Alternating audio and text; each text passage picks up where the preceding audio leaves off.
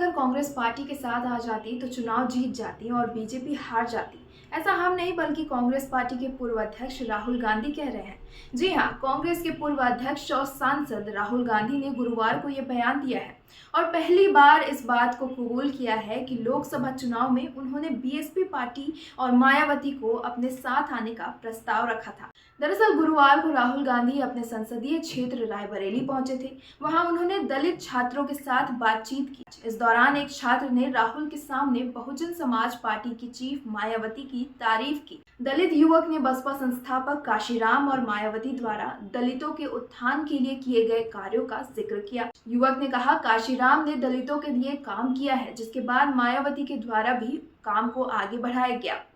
इस पर राहुल गांधी ने मायावती के इंडिया गठबंधन में शामिल न होने पर सवाल उठाया। राहुल गांधी ने कहा, मायावती ठीक से चुनाव क्यों नहीं लड़ रही हैं? हमने उनसे साथ आने को कहा था, लेकिन वह नहीं आए। अगर तीनों साथ आते तो बीजेपी हार जाती। बस फिर क्या था? कांग्रेस नेता ने ये विस्फोटक बयान दिया और लोगों के आंख खड़े हो गए। बता दें कि ऐसा पहली बार है जब कांग्रेस के किसी बड़े नेता ने खुलकर मायावती को ऑफर देने की बात कही है।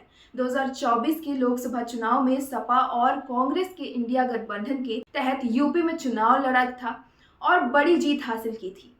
लोकसभा चुनाव से पहले सपा के कई वरिष्ठ नेता मायावती को इंडिया गठबंधन में शामिल नहीं करने की बात करते थे, मगर अब इंडिया गठबंधन के बड़े नेता राहुल गांधी ने मायावती को दिए गए ऑफर का लोगों के सामने खुलकर बताया। जानकारी के मुताबिक विपक्ष के नेता और रायबरेली से सांसद राहुल गांधी गुरुवार को 2 दिवसीय दौरे पर अपने संसदीय क्षेत्र पहुंचे।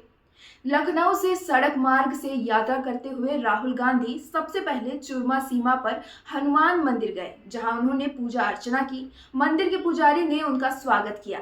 मंदिर में कुछ समय बिताने के बाद वे बिछरावा की ओर रवाना हो गए।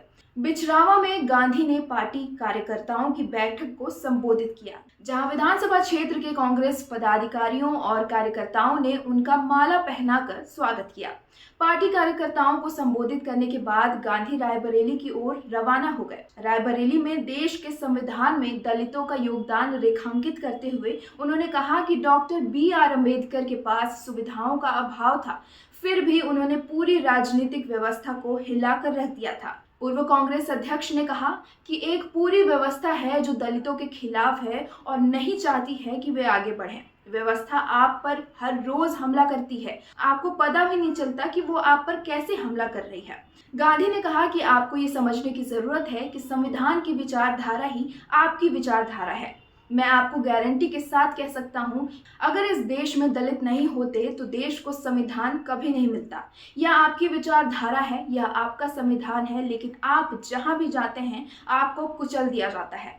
इस खबर में फिलहाल इतना ही। ऐसे ही तमाम खबरों से रूबरू होने के लिए आप बने रहिए हमारे साथ, क्योंकि खबर के हर चौराहे पर पोस्टमैन मिलेगा आपको सत्य के संदेश के साथ। जय हिंद, जय भारत।